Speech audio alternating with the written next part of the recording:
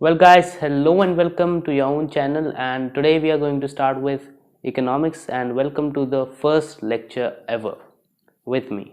Obviously, you would have attended several lectures before, but however, let's start it.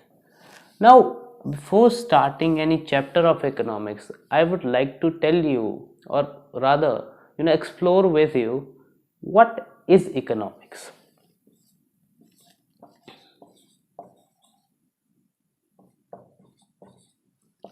The term today we'll this term is very broad. If you ask my view on what is economics, then I would say that economics is life, but that's my view. Today we together will build up a new viewpoint on what is economics. So without touching any book, we are not going to see from any book and start with any kind of definition. This is you and me who will make a new definition of economics today.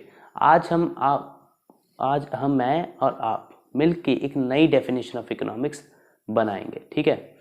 So economics जितना हम लोग को लगता है कि बहुत tough है, बहुत थ्योरेटिकल है, इन दोनों में से ही कुछ नहीं है। ये समझना बहुत इजी है। दूसरा, it is that damn practical that you can even see it happening in your lives. It is life actually, if I say it. You know why? You'll explore it now. दोस्तों, कहीं ना कहीं या कभी ना कभी, देखो हम सब संत तो हैं नहीं, या कोई महान हस्तियां तो है नहीं। जब भी हम छोटे थे या अब भी, हम चीज़ों के डिज़ायर्स तो करते होंगे, है या नहीं। मतलब एक चीज़ पूरी हुई तो फिर दूसरा, जैसे आईफोन लेना था, आईफोन ले लिया। मैकबुक लेनी है, मैकबुक ले लिया, तो आई वॉच भी लेनी है, आईफोन भी लेना, मतलब सब कुछ। लेकिन मन कहीं पे टिकता नहीं है, मतलब इन द सेंस कि एक चीज़ मिल गई तो दूसरी चीज़ के पीछे भागेंगे। अब कहीं दिल्ली यूनिवर्सिटी में जाना था, तो दिल्ली यूनिवर्सिटी के बाद ऑक्सफोर्ड जाना चाहते हैं, ऑक्सफोर्ड के बाद हार्वर्ड में जाना चाहते हैं। जॉब कहाँ करनी है, हार्वर्ड में करेंगे। तो ये सब चीज़ें जो हैं थ्रू आउट द लाइफ चलती रहती हैं। अब जब छोटे थे तो शायद एक टॉफ़ी खा के भी खुश हो जाते थे, लेकिन अब उस टॉफ़ी का मूल्य नहीं है, क्योंकि हमारा वो डिज़ायर अब चेंज हो चुका है। तो इस चेंजिंग डिज़ायर, या the thing is the changing nature of desire को हम कहते हैं, एक लाइन में अगर हम कहें तो डिज़ायर्स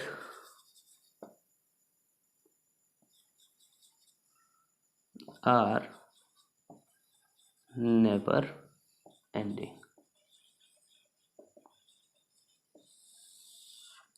हम सबका कभी ना कभी कोई सपना होगा। किसी को कोई गाड़ी बहुत अच्छी लगती है तो वो खरीदना, किसी को कोई घर बहुत अच्छा लगता है तो वो खरीदना, किसी को कोई काइंड ऑफ लाइफस्टाइल बहुत अच्छा लगता है तो वो लाइफस्टाइल अपनाना है।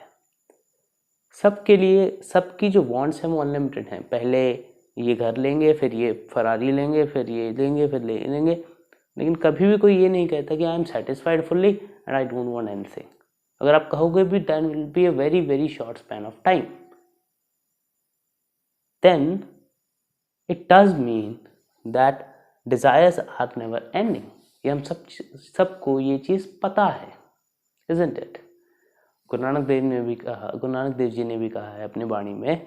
वो कहते हैं कि भुखिया भुख ना उतरी जे बनना पुरी अपार। इट मीन्स दैट आप मन को जितना मर्जी दे लो, वो नहीं भरने वाला, ठीक है।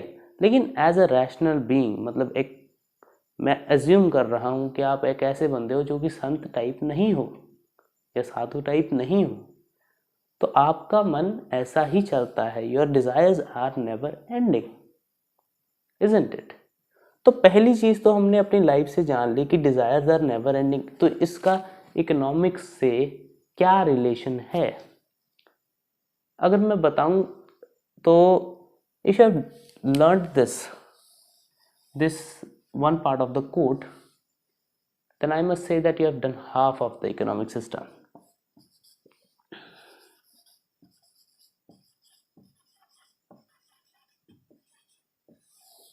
Half of the economics is done if you understand this one code, single code, and it is very simple and you can do it. ठीक है दोस्तों, तो ये है desires are never ending.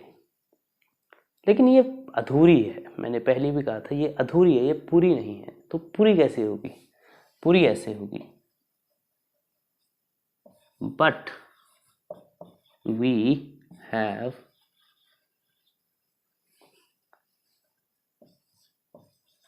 scarce resources।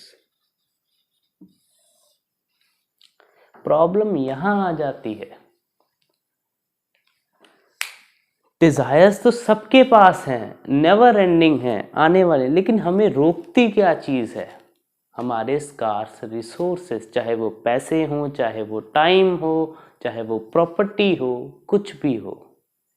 जैसे जब मैं छोटा था तो मेरे को बहुत शौक था कि मैं महंगे महंगे पेन लूं, लेकिन मैं पेन क्यों नहीं खरीद पाया? क्योंकि मेरे पास पैसे नहीं थे। ठीक है, अब खरीदने चाहिए या नहीं चाहिए, we are not going in that debate, that is totally different. But the thing is I had a desire but I didn't had resource. तो मेरे पास जितने भी पैसे थे मैं उसमें से अपना बेस्ट जो खरीद सकता था मैं वो खरीदता था। ठीक है, ध्यान से सुनना, जो बेस्ट खरीद सकता था वो खरीदता था। मतलब मैं उस स्कार्स रिसोर्स को, मतलब एक लिमिटेड रिसोर्स को एलोकेट करता था। What did I do? Allocate करता था। कैसे? ऐसे कि I get maximum benefit out of it. ठीक है, अब फिर से समझेंगे। हमारे पास डिजायर्स होते हैं जो कि नेवर एंडिंग होते हैं, लेकिन हमारे पास जो रिसोर्सेज होते हैं वो लिमिटेड होते हैं, चाहे वो पैसा, time, anything it can be. ठीक है, तो हम उस टाइम को, उस पैसे को ऐसे एलोकेट करते हैं, ऐसे बांटते हैं या ऐसे खर्च करते हैं कि हमें मैक्सिमम बेनिफिट हो सके, हमें मैक्सिमम सेटिस्फैक्शन मिल सके। तो ये आपकी एक अपनी खुद की बनाई हुई यूनिवर्सल इकोनॉमिक्स की डेफिनेशन आ जाती है। ये किसी बुक में नहीं मिलेगी, ये आपको आपने खुद अपनी समझ से बनाई है। So this is that dam simple subject. इसमें कुछ भी नहीं है जो आपको समझ में ना आए। अब देखिए, मेरी बात सुने, एक एग्जाम्पल के साथ ज़्यादा बेहतर समझ आएगा। एक बच्चा है, मतलब मैं हूं एक बच्चा, जो भी कर लो जैसे, ठीक है। दूसरा बच्चा है, because I am from Punjab तो वो कल्चर। ठीक है, दोनों के पास 24-24 घंटे हैं। ठीक है, मैं लाया, एग्जाम्स हुए हम दोनों के, एग्जाम्स चलो छोड़ो, ये बच्चा क्या करता है कि ये 2 घंटे खेलता है, 2 घंटे पढ़ाई करता है, 1 घंटे पेंटिंग करता है, फिर ये 1 घंटा रिवीजन भी करता है। बाकी ये स्कूल जाता है और छोटे मोटे काम करता है, मम्मा की हेल्प करवाता है, बहुत अच्छा बच्चा है। ठीक है, तो ये सब कुछ वैसे करता है और बाकी में सोता है। ठीक है ना, लेकिन मैं क्या करता हूँ, मैं 4 घंटे खेलता हूँ, 2 घंटे पेंटिंग करता हूँ और स्टडी तो करता ही नहीं। तो जब एग्ज़ाम हुआ मेरे को मिला फेल, इसको आया A+। वो मैं मार्क्स इसीलिए नहीं लिखे क्योंकि I am not supporter of marks, that was a joke, by the way that was a lame joke. However let's understand now.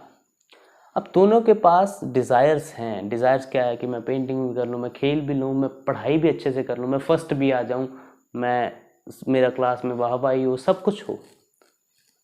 लेकिन उनके पास स्कार्स रिसोर्स क्या है? हर चीज़ को सीखने के लिए टाइम लगता है, खेलने के लिए टाइम लगता है। स्कार्स रिसोर्स 24 घंटे ही हैं। ठीक है, एक जगह तो फिर स्कार्स रिसोर्स को वो कैसे एलोकेट करेगा, कैसे बांटेगा? इसने अपने सभी घंटे बांटे हैं। 2 घंटे स्टडी करता है, 2 घंटे खेलता है, 1 घंटा पेंटिंग करता है, 1 घंटा रिविजन करता है। तो अगर स्टडी के पर्सपेक्टिव, एकेडमिक्स के पर्सपेक्टिव से देखें तो इसकी जो allocation of resource that is time है वो ज़्यादा बेहतर है मेरे से, क्योंकि मैं सिर्फ 4 घंटे पढ़ता हूँ और खेलता हूँ और 2 घंटे पेंटिंग करता हूँ, पढ़ाई तो करता ही नहीं। तो मेरी allocation of resources that is time is bad, तो मेरे को मैक्सिमम बेनिफिट नहीं मिलेगा, ठीक है। लेकिन इसकी एलोकेशन बहुत अच्छी है तो इसको मैक्सिमम बेनिफिट मिलेगा उसी स्कार्स रिसोर्स से। अब जब भी यार मार्केट में जाते हो तो मम्मी क्या कोशिश करती है या पापा क्या कोशिश करते हैं कि कम से कम दें लेकिन मैक्सिमम बेनिफिट हो। जब बच्चे हम हैं सीसीडी में जाएंगे 300 की कॉफ़ी लेंगे, डजेंट मैटर फॉर अस, लेकिन जब वो जाते हैं तो वो कहीं ऐसे जाएंगे जहाँ पे ये वो सेम कॉफ़ी 20-30 रुपए में मिलती हो, क्योंकि वो कॉफ़ी ही रहेगी, है कि नहीं। सो वो अपने रिसोर्सेज को, लिमिटेड रिसोर्सेज को ऐसे एलोकेट करते हैं कि उनको मैक्सिमम बेनिफिट मिल सके और जितना बेहतर हम एज अ इकोनॉमी। अब ये तो बात हुई इंडिविजुअल की, अगर सोच लो ऐसे ज़्यादातर बंदे हमारे देश में ऐसे ही हों जो टाइम को बहुत बढ़िया मैनेज करते हों, ठीक है ना, तो सारे देश का बिहेवियर क्या होगा, टाइम पे चलना शुरू हो जाएंगे। तो सारी इकोनॉमी क्या है, अब इकोनॉमी का शब्द आया तो इसको बहुत कॉम्प्लिकेट नहीं करेंगे। Economy is when many people come together and trade, है ना। जब बहुत सारे लोग आ जाते हैं उसको एक इकोनॉमी कह देते हैं, है कि नहीं। अब जब बहुत सारे लोग, अब यहाँ पे घंटे थे तो यहाँ पे पैसे लगा लो, अगर सभी ऐसे पैसे को बहुत अच्छी तरह से बांट के एलोकेट करके मैक्सिमम बेनिफिट लेना शुरू करें तो एज ए इकोनॉमी जब सारे बंदे यही करेंगे तो इकोनॉमी क्या होगी, बेहतर होती चली जाएगी, ठीक है। क्योंकि हम सही जगह पे इन्वेस्टमेंट कर रहे हैं, सही जगह पे खर्च कर रहे हैं, सही जगह पे एम्प्लॉयमेंट हो रहा है कि नहीं। लेकिन वहीं पे अगर मेरे जैसे सारे आ जाएं और टाइम को ऐसे ही मतलब या पैसे को ऐसे ही एलोकेट करना शुरू कर दें जैसे मैंने किया है, तो इकोनॉमी का क्या हाल होगा, इकोनॉमी का बंटाधार हो जाएगा, उसका कुछ नहीं होगा। समझ गए ना। सो दिस इज इट, मतलब जब बहुत सारे लोग आ जाते हैं टुगेदर, ये थोड़े से गुस्से में है क्योंकि रिसोर्सेज एलोकेशन अच्छा नहीं हो पा रहा। हाउएवर मतलब कहने का क्या है कि जब बहुत सारे लोग आ जाते हैं एक एरिया के या एक कहीं के भी, वो बनाते हैं इकोनॉमी, और जिस तरह से वो रिसोर्सेज को, माफ़ कीजिएगा, हाँ, रिसोर्सेज को एलोकेट करेंगे वही तय करेगा उनका फेट एज ए इकोनॉमी। अगर वो अपने रिसोर्सेज को, लिमिटेड रिसोर्सेज को अच्छे से एलोकेट करेंगे तो वो उनका जो इकोनॉमिक गेन होगा, वेल्थ होगी, वो बहुत ज़्यादा होगी। लेकिन अगर वो अच्छी तरह से नहीं करेंगे इसके जैसे या मेरे जैसे, तो उनकी इकोनॉमी अच्छे से नहीं चलेगी, ठीक है। सो ये फ़र्क होता है एक इंडिविजुअल में और एक इकोनॉमी में, ठीक है। इंडिविजुअल पे भी यही चीज़ें लगती हैं, यही प्रिंसिपल्स लगते हैं, और इकोनॉमी में जब लोग इकट्ठे हो जाते हैं तो एक बड़ा इफेक्ट होता है, ठीक है ना, तो वहाँ पर भी यही लगती है। और जब हम इंडिविजुअल की बात करते हैं तो उसे माइक्रो इकोनॉमिक्स का नाम दे देते हैं, जब हम एज अ होल करते हैं तो उसे मैक्रो इकोनॉमिक्स का नाम दे देते हैं। मैं बुकिश भाषा में बात नहीं कर रहा, I am talking in practical sense, जो कि एसेंस है इकोनॉमिक्स का। अगर आप माइक्रो इकोनॉमिक्स को पढ़ोगे बुक से तो ये डेफिनेशन नहीं होगी, लेकिन एसेंस यही होगा। Do you get the point? So this is that damn simple to understand. What is micro? Micro means me as an individual. जब मैं इंडिविजुअली ये चीज़ करता हूँ, मेरी डिज़ायर्स नेवर एंडिंग है लेकिन मेरे स्कार्स रिसोर्सेज हैं, तो मैं एलोकेट करके मैक्सिमम बेनिफिट इंडिविजुअली लेता हूँ तो उसे मैं कहूँगा माइक्रो। लेकिन जब मैं एज अ होल देखूँगा तो मैं इसे कहूँगा macro. Simple, easy, very smooth, that is it. इतना ही होगा हमारी डेफिनेशन ऑफ इकोनॉमिक्स को। अब थोड़ा सा बुक पे आते हैं। अब थोड़ा सा बुक पे आएंगे। अगर आपने ये समझ लिया है तो ऑलमोस्ट ये whole of your economics is done. कि स्कार्स रिसोर्सेज हैं, उनको अच्छी तरह से एलोकेट करना है, मैक्सिमम बेनिफिट उठाना है, यही इकोनॉमिक्स है। और यही हम लाइफ में करते भी हैं। जैसे हम 4-5 दोस्त अगर जाएंगे तो 500-500 रुपया अगर लेके जा रहे हैं तो हमारे पास 2500 है। उस 2500 में अगर हमें कुछ खाना है तो हम ऐसे चीज़ें मंगाएंगे कि 2500 भी लग जाए लेकिन हमें मैक्सिमम बेनिफिट हो। मैक्सिमम बेनिफिट का मतलब क्या होगा कि हमारा पेट भी भर जाए, हमें मज़ा भी आ जाए। तो that will be the maximum benefit. लेकिन हम अगर सिर्फ एक ही चीज़ मंगा के खाते रहेंगे तो शायद हम बोर हो जाएंगे। वो भी पार्ट ऑफ इकोनॉमिक्स है, समझे? So this is what economics studies. It studies human behaviour on how he makes decision when he is having scarce resources, या जो भी हमने अभी डिस्कस किया। ठीक है, now will go in the bookish sense, that is what is economics. Not talking in the terms of books, so word economics is taken from Greek word। अब Greek word लिया है तो मतलब कहीं ना कहीं एरिस्टोटल वगैरह का भी कोई हाथ रहा होगा इकोनॉमिक्स में। ठीक है, तो economics come from ओइकोनोमोस।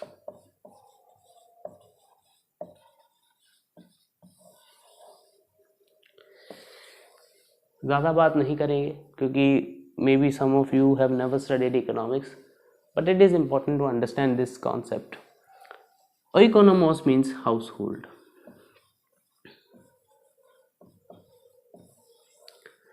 Now, if it is not wrong if I say economics is the study of household, or economics, हाँ, economy is equal to household, मतलब economy जो है वो household के जैसे ही चलती है, या economics household की study है। ये दोनों चीज़ें कहना गलत नहीं होगा। क्यों? हाउस होल्ड के पास क्या होता है कि लिमिटेड रिसोर्सेज होते हैं।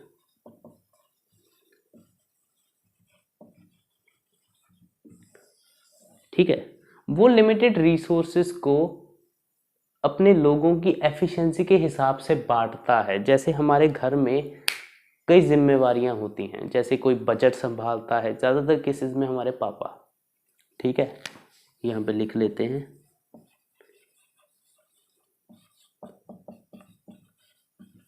ठीक है, और अगर मम्मी हो तो मम्मी संभाल सकती है, I am not against that. And एक और चीज़, जो ये चीज़ संभालता है, फाइनेंसेस संभालता है घर के, उसकी घर में चलती है, that is the head of family. क्योंकि इकोनॉमिक्स इतनी इंपॉर्टेंट है कि revolt of 1857, French revolution, American revolution या और कोई रेवोल्यूशन, मुझे नहीं लगता कि there wasn't economic effects. Economy इतनी ज़्यादा ज़रूरी है। ठीक है ना, पॉलिटिकल फैक्टर्स होंगे, अदर फैक्टर्स होंगे, एक फैक्टर कॉमन होगा, वो होगा इकोनॉमिक फैक्टर्स। ठीक है, बजट पापा संभालेंगे। ठीक है, पापा will look after the budget. Another thing is who will look after it is जब हाउस होल्ड, साफ सफाई, घर में क्या चीज़ चाहिए क्या चीज़ नहीं चाहिए, वो कौन देखेगा? राशन है या नहीं, कौन देखेगा? मॉम देखेगी। ठीक है, छोटे मोटे काम कौन करेगा? वो मैं करूँगा या करूँगी। यही होता है।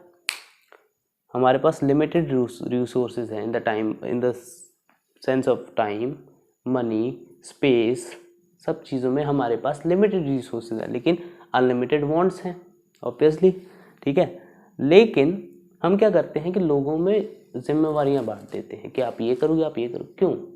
इसके इकोनॉमिक्स की भाषा में एलोकेशन बोला जाता है कि हमने बजट असाइन कर दिया पापा को, हाउस होल्ड असाइन कर दिया मम्मी को, जो कि छोटे मोटे काम वो मैंने कर लिए, मेरे को असाइन हो गए। किसके हिसाब से? अपनी एफिशिएंसी के हिसाब से। इन सब की एफिशिएंसी के हिसाब से। एक इकोनॉमी में भी ऐसा ही होता है कि एंटरप्रेन्योर को उसकी एफिशिएंसी के हिसाब से बिजनेस चलाने दिया जाता है, लेबर को उसकी एफिशिएंसी के हिसाब से सिर्फ काम करने दिया जाता है।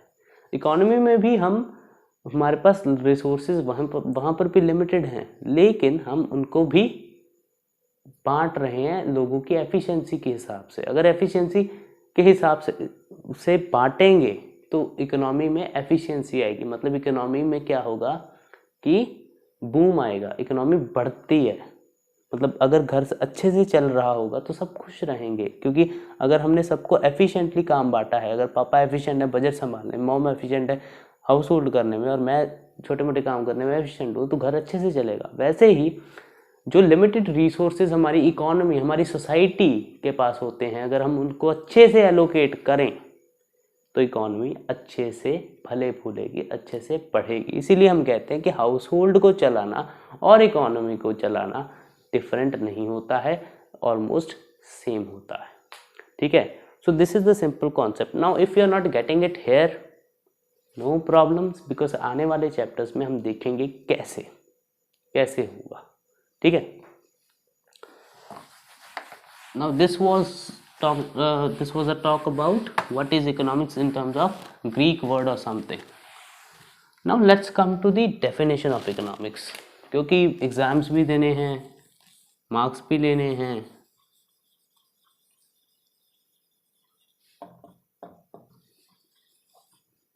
तो इसीलिए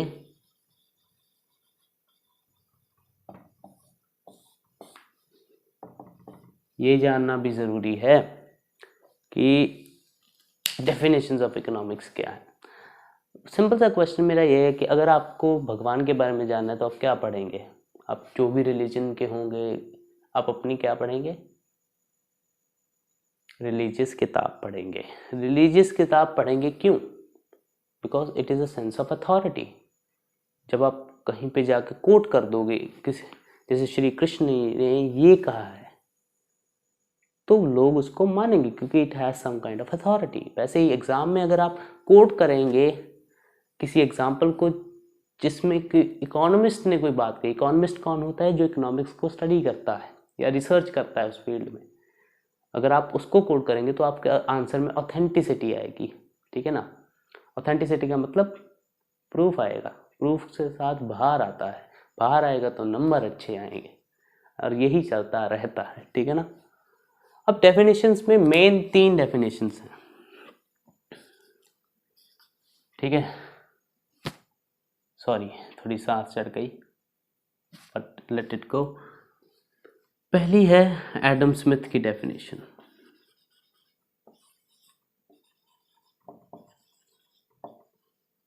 Adam Smith, father of economics. ये चैप्टर ना 11वीं में मेरे को पढ़ाया गया था कि इकोनॉमिक्स क्या होती है, इसकी डेफिनेशन क्या होती है। मैंने पढ़ा नहीं, मेरे को लगता था कि यार ये तो बहुत इम्प्रैक्टिकल सा चैप्टर है, लेकिन this is very important, understanding what is economics. हम पढ़ रहे हैं तो क्यों पढ़ रहे हैं? So that is why it is very important for all those who have not studied economics before. ठीक है ना। Sometimes we often make prejudices after coming to the first class of economics.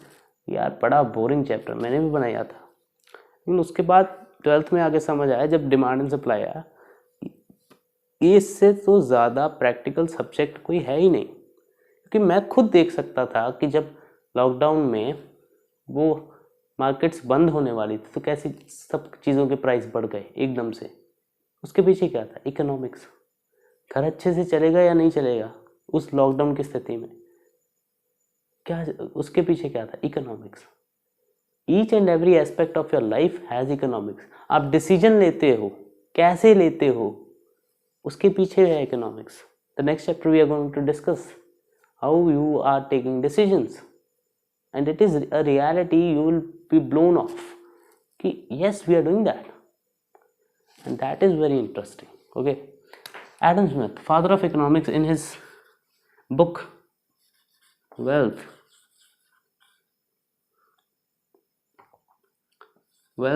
of nations में उन्होंने कहा,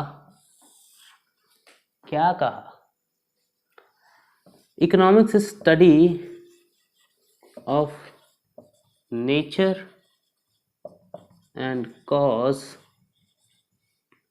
of wealth.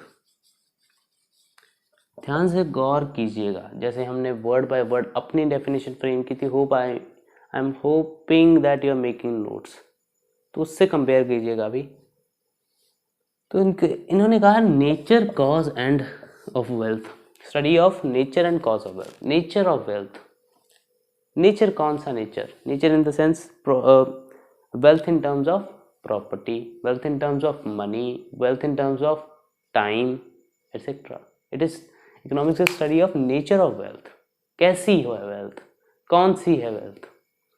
And cause, cause मतलब कहाँ से आई, कहाँ से पैसा जनरेट हुआ, कहाँ से प्रॉपर्टी बढ़ी, कहाँ से मतलब कि सब कुछ, मतलब इंडस्ट्रीज खोलने शुरू हुई, कहाँ से इंडस्ट्रीज को पैसा आना शुरू, कहाँ से डिमांड एंड सप्लाई आया, वो चीज़ें, लेकिन वो बाद में देखेंगे। तो आपको सिर्फ इतना याद रखना है कि उन्होंने कहा था कि it is a study of nature and cause of wealth, nature and cause of wealth. Wealth क्या है यहाँ पे सबसे बड़ी बात? तो हमारे लिए wealth, health is wealth, love is wealth, family is wealth, anything can be wealth. But according to him in this definition, understand the context, he is talking about the materialistic wealth, he is not talking about the immaterial wealth। ठीक है ना? अब आप कहोगे कि अगर ये गलत थी तो पढ़ाई क्यों? ऑब्वियसली जानना ज़रूरी है क्योंकि यहाँ से इसकी शुरुआत हुई थी। दूसरी चीज़, इसको क्रिटिसाइज किया गया क्योंकि आपको ये बहुत आधी अधूरी लग रही होगी। बाय द वे आधी अधूरी इनके हिसाब से या देखेंगे ना एज अ स्टूडेंट तो नहीं है, लेकिन according to economist it is आधी अधूरी क्योंकि it is considering materialistic wealth not immaterial wealth. ठीक है ना? So this is the thing, let's move ahead. अब एडम भैया के बाद आए अल्फ्रेड मार्शल।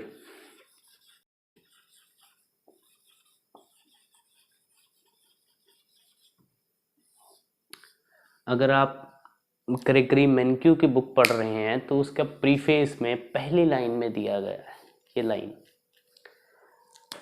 कि economics is study of Mankind in ordinary business of life.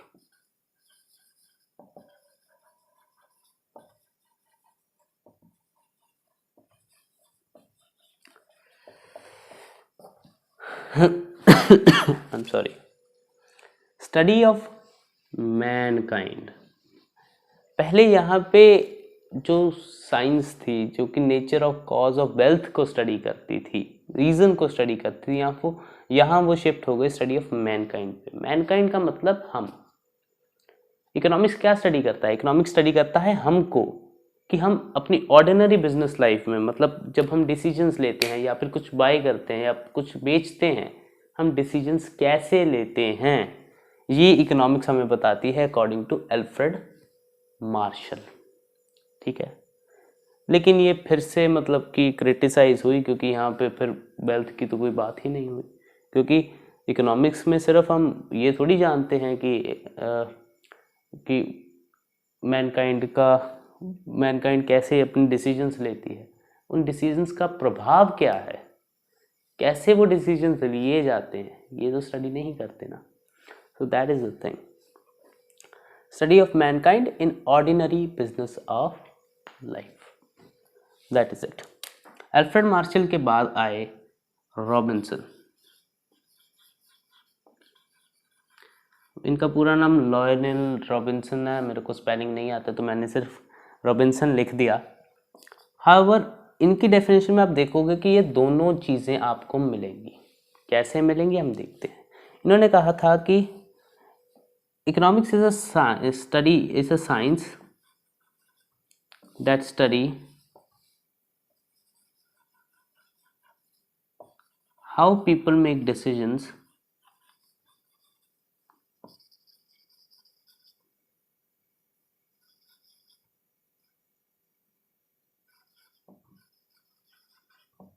in relation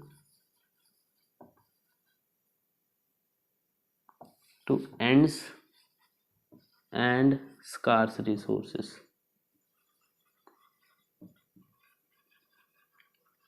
अब आपको लग रहा होगा जो हमने पढ़ा था गलत नहीं, सही था। ये दो डेफिनेशन में तो स्कार्सिटी की बात ही नहीं की, इसलिए इनको जो है वो क्रिटिसाइज किया गया था। अब ये डेफिनेशन जो है, मैं ऐसा नहीं कहूँगा कि बिल्कुल सही डेफिनेशन है, ऑब्वियसली इसके भी कुछ क्रिटिसिज्म होंगे जो आगे आएंगे या हम पढ़ेंगे, लेकिन it is the most agreed upon definition of economics. It says it is a science. Science का मतलब क्या होता है? पहले तो we should question what is science.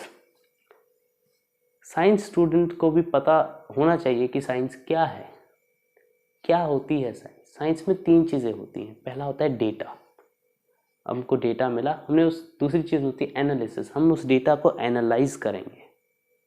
Analyse करने के बाद तीसरी चीज़ होती है एक्सपेरिमेंट। तो उस डेटा को एनालाइज करके अगर हम एक्सपेरिमेंटेशन में डाल सकते हैं और ये प्रोसेस दोबारा कर सकते हैं तो ये साइंस है। और आगे जाके आप देखेंगे कि हम डेटा के साथ कैसे इकोनॉमिक्स में ये चीज़ें कर सकते हैं, and that is very very possible. That is why it is a science that studies how people make decisions. ये वाली बात आ गई। अल्फ्रेड मार्शल की study of Mankind in ordinary business of life, सिर्फ वर्ड्स को चेंज कर दिया। Same चीज कह रहे हैं कि हाउ पीपल मेक डिसीजन, लेकिन ऐड कर दिया in relation two ends. Ends का मतलब वेल्थ, जो भी हमें चाहिए या हम प्रोड्यूस करना चाहते हैं या हम कंज्यूम करना चाहते हैं, एंड द स्कार्स रिसोर्सेज। तो मतलब इकोनॉमिक्स एक साइंस है जो स्टडी करता है कि पीपल डिसीजन कैसे लेते हैं अपने एंड्स को पूरा करने के लिए और स्कार्स रिसोर्सेज को बैलेंस करते हुए। मतलब सिंपली कि पीपल अपने रिसोर्सेज को एलोकेट कैसे करते हैं, वो डिसीजन कैसे लेते हैं, इस साइंस को स्टडी करने को हम इकोनॉमिक्स कहते हैं। अब सारी बात घूम के कहाँ पे आ गई? हमारी डेफिनेशन पे। ध्यान से इसको पढ़िए। मैंने क्या कहा था? हमने कहा था wants आर नेवर एंडिंग, ठीक है, but resources are scarce, so people allocate their resources in such a way that they get maximum benefit from it or maximum satisfaction from it. Hence proved हमारी definition was correct। ठीक है, अब ये definition हमने book से नहीं पढ़ी थी, हमने अपने अराउंड देख के ही वो definition बना ली थी। हमने अपनी लाइफ से कुछ सिचुएशंस उठाए, हमने उनको फ्रेम कर दिया, and that is how it became the definition of economics. दोस्तों, ये lecture will be very small but it is of great value for those who want to study economics even to pass examinations. Because अगर आपको scarcity का principal नहीं पता जिस पे सारी इकोनॉमिक्स टिकी है, then you know nothing about it। अगर आपने PhD कर रखी है and still you do not know that economics का बेस क्या है, उसका कोई फ़ायदा नहीं होगा। I hope you all have understood and pardon my voice because I am recording at night and my hairstyle too, but this was something important I thought I should make it because economics is very very interesting subject and I feel so and I think so you will also think after watching this video. If you have any comments, you can comment. If you have any doubt, then also comment. If you have any suggestions, then also comment. Thank you and have a nice day or night or whenever you're watching this video. Thank you very much.